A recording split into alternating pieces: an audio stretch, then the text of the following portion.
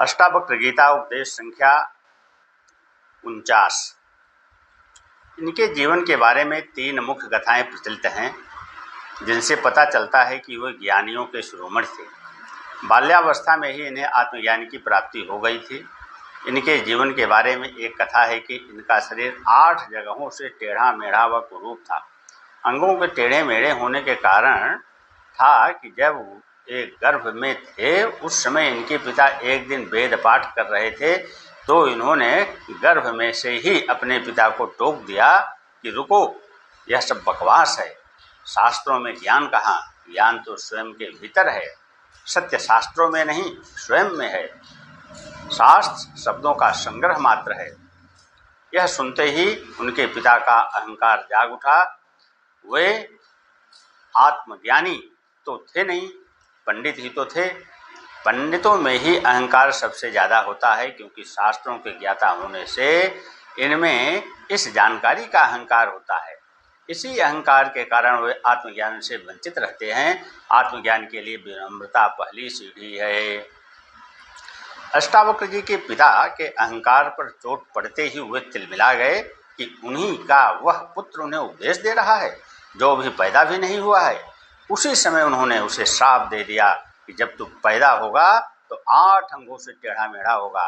ऐसा ही हुआ भी, इसलिए उनका नाम अष्टावक्र पड़ा। यह गर्भ में पूरा वक्तव्य देने की बात बुद्धि की पकड़ में नहीं आएगी, तर्क से समझ में नहीं आएगी, किंतु इसे आध्यात्मिक दृष्टि से समझा जा सकता है। बीज में ही पूरा वृक्ष विद्यमान है। तना, शाखाएं, पत्ते, फूल, फल सभी किंतु दिखाई नहीं देते, अप्रगट हैं, अदृश्य हैं, किंतु पूरा वृक्ष विद्यमान है। बीज को तोड़कर देखने से भी कहीं वृक्ष का पता नहीं चलता।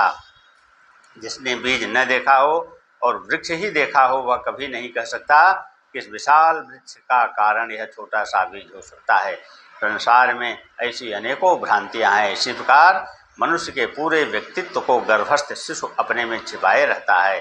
अप्रकट अवस्था में पैदा होने के बाद उम्र के साथ साथ ज्यों ज्यों शरीर, इंद्रियां व मस्तिष्क आदि विकसित होते जाते हैं, उस व्यक्तित्व का एक एक भाग विकसित होता जाता है।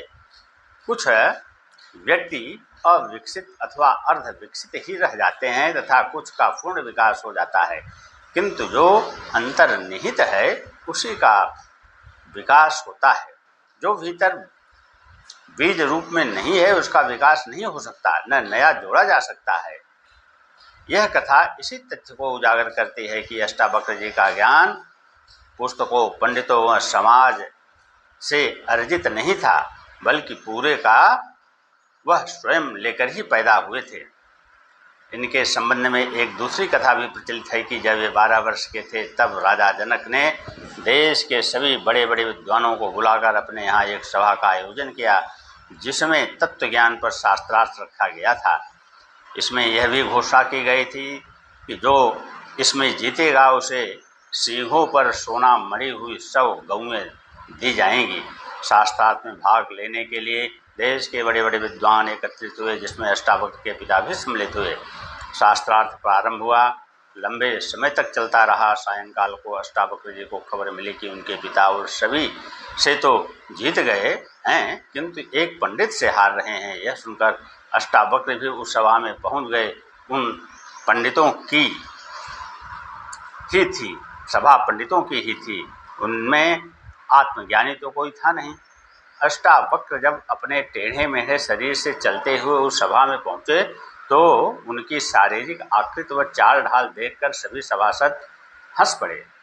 थोड़ी देर रुकने के बाद अष्टावक्र जी भी उन सभासदों को देखकर जोर से हंसे। उनकी हंसी देखकर राजा जनक ने उनसे पूछा, ये विद्वान क्यों हंसे? यह तो मैं समझ गया, किंतु तुम क्यों हंसे, यह मेरी समझ में नहीं आया। इस पर अष्टावक्र जी ने कहा कि मैं इसलिए हंसा कि इन चर्मकारों की सभा में सत्य का निर्णय हो रहा है। ये चर्मकार यहाँ क्या कर रहे हैं? यह शब्द सुनते ही सारी सभा में सन्नाटा छा गया। जनक ने जिन्हें विद्वान समझ करके बुलाया था, उन्हें कोई आकर चर्मकार कह दे तो यह जनक का भी अपमान था। इससे पहले कि ये सभासद अपना रोष प्रकट करते, राजा जनक ने स्थित संभालते हुए संयमित होकर अष्टावक्र जी से पूछा कि तुम्हारा मतलब क्या है, यह मैं नहीं समझ पाया। अष्टावक्र जी ने कहा, बहुत सीधी सी बात है कि चर्मकार चमड़ी का ही पारखी होता है, वह ज्ञान को क्या जाने। ज्ञानी ज्ञान को देखता है, चमड़ी को नहीं। इनको मेरी चमड़ी व मेरा आढ़ा टेढ़ा शरीर ही दिखाई दिया, जिसे देखकर ये हंस पड़े। ये चमड़ी के ही पारखी हैं, अतः ये ज्ञानी नहीं हो सकते, चर्मकार ही हो सकते हैं। हे राजन, ज्ञानवान को आत्मदृष्टि रहती है, वह आत्मा को ही देखता है, और अज्ञानी की चर्म दृष्टि रहती है, चर्म दृष्टि से अज्ञानी ही देखते हैं, ज्ञानवान नहीं देखते। अष्टावक्र जी के इन वचनों को सुनकर के राजा जनक बड़े प्रभावित हुए, वो उनके चरणों में गिर पड़े, साष्टांग दंडवत प्रणाम किया। वह उन्हें ज्ञान का उपदेश देने हेतु अपने महल में आमंत्रित किया। दूसरे दिन जब अष्टावक्र जी वहाँ पहुँचे तो उन्हें सिंहासन पर बैठाया। जनक स्वयं उनके चरणों में बैठे वह शिष्य भाव से अपनी जिज्ञासाओं का इस 12 वर्ष के बालक अष्टावक्र से उन्होंने समाधान कराया।